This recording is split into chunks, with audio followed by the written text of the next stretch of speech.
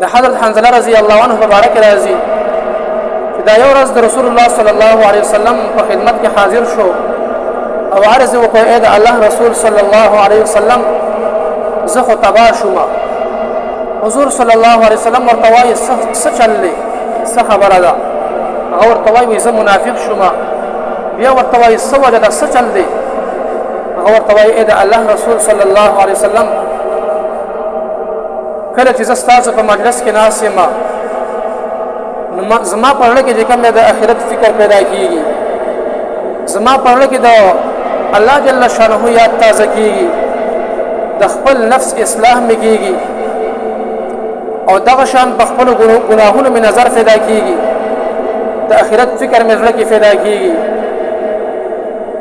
او چې کله زه ستاسو د مجلس نه وځم نو بیا زما دغه کیفیت نه وي باقي.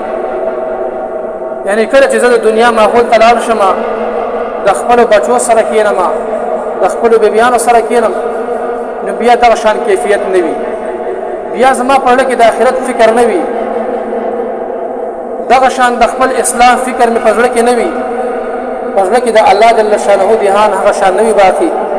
نو ای د الله رسوله دا ښکاره منافقت دی. ظاهر کې خو زه مسلمان یم، لیکن کله چې زه بهر دنیا ته لاړ شم بیا هغه شان کیفیت باقي نه وي. عزتمند ورونو تاسو سوچ وکئ چې د پیغمبر علیه الصلاة والسلام یو صحابي، داسې صحابي عزتمند و چې د واده اولنۍ شپه ده، اول ته کې د احد غزا شروع ده، حضور صلی الله علیه وسلم پکې شامل دی. دا سوچ کوي چې زما به د واده اوله شپه وي، زه به د ښځې سره ناست یم او حضور صلی الله علیه وسلم په جهاد کې جنګېږي، نو هر څه پرېښودل او لاړې په جهاد کې ځان شهید کړو. د هغه په زړه کې داسې سوچ راځي، داسې فکر راځي.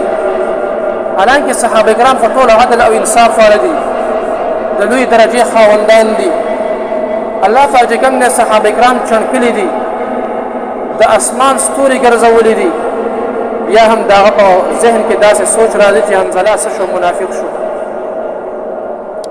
بیا ورته پیغمبر علیه الصلاة والسلام تسلي ورکړه او ورته وایي حنظله دا د مجلس خبره ده، دا د وخت خبره ده، دا د وخت سره د انسان کیفیت داسې بدلیږي ته په دې باندې پریشانه کېږه مو، بلکې په دې باندې څوک نه منافق کېږي.